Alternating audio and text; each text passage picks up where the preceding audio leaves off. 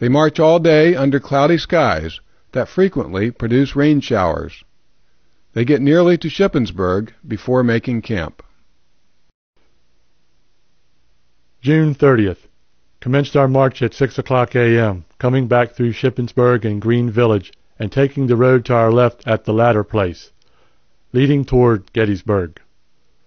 Here we all agree in the opinion that we are on a direct route for Baltimore, and a tremendous shout arose from our battalion at the thought of such a destination. Private John C. Henry, Company A.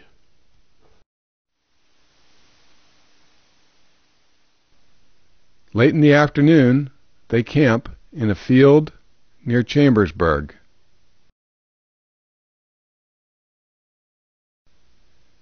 July 1st, Wednesday. After passing through the North Mountain Gap, they hear artillery in the distance and know that a great battle has begun. At about 5 p.m. they reach Cashtown. Bands play, and all is great confusion. Federal prisoners and wounded men from both sides are going in the opposite direction. With every step, they are closer to the battle and fully expect to be thrown into it. Louder, more distinct, the thunder became, and it was apparent to all that a furious battle was in progress. The command, "Close up, men, close up," was heard on every hand, and faster grew the pace, and thus, sometimes at a double quick, 8 miles were gone over, and Johnson's division was fast nearing the field of strife.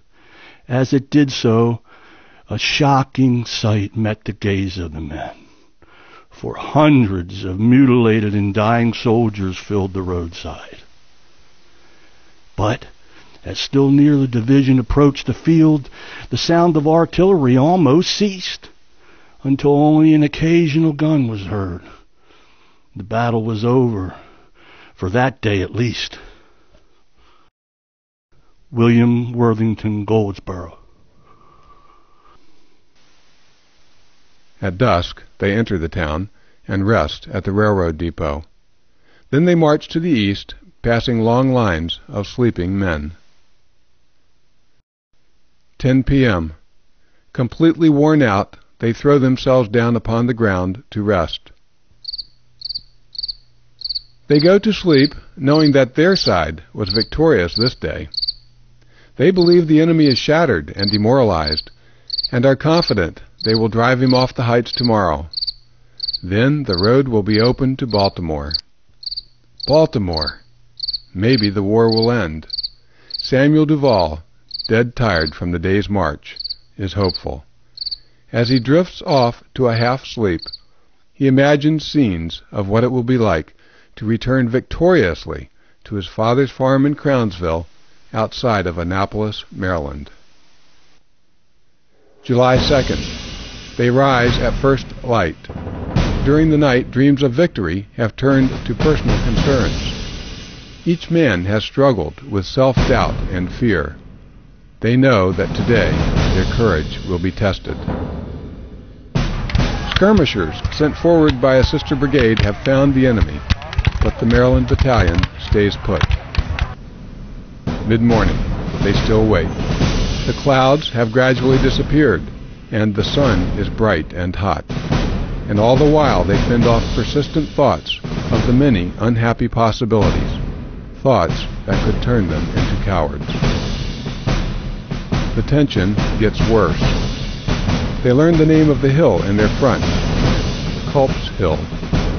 They listen to the enemy preparing the log and stone barricades called breastworks that they will have to charge.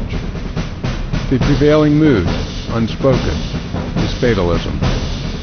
God's will be done. Letters are written and instructions given to friends, brothers, cousins of what to do, just in case. At this point, no one in the Maryland battalion knows precisely what part of Culp's Hill they will charge, and they know nothing of the men waiting for them on the hill. But as fate would have it, they are the 137th and 149th New York Infantry Regiments, the very same men with whom the Maryland battalion had nearly been engaged at Winchester. The men of the 149th are mostly city men from Syracuse, clerks, mechanics, and laborers. The men of the 137th are very similar in their backgrounds to many of the men of the Maryland Battalion. They are mostly from rural districts, gentlemen farmers' sons, accustomed to good living before the war. Mid-afternoon. They still wait. Religious services are conducted.